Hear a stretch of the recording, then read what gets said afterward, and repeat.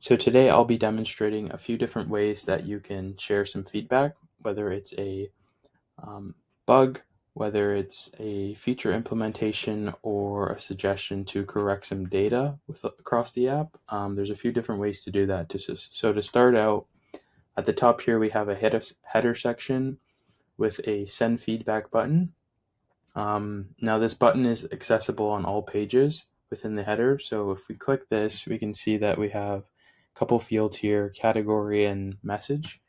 Um, we have categories for incorrect rate, incorrect guideline, bug feature, and other if none of the other ones accommodate your concern. We can test it out. And once we send that off, we'll get a dialog here that shows us that it was successfully submitted. Now, if you go to the user dropdown, we have a My Feedback section here, which is basically a page that shows all of the suggestions and concerns that you've submitted. And then to the right, we have the status as well as the date. If we drill into one, we can see some additional details. You might be notified if the issue was resolved by the team. There's also an option for our team to leave you feedback on that request.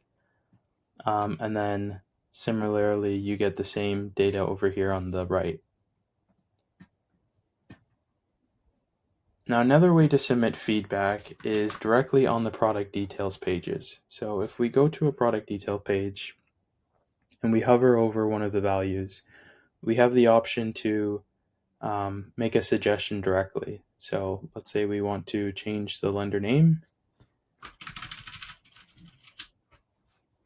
Once we submit that, we'll get a similar snack bar here that just gives us feedback that it was successfully made. Now it's not going to update the value here, but it is going to send the new value to our team.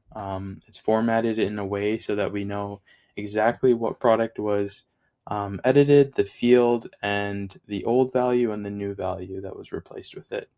And then you can also find that suggestion on your feedback page as well as the rest.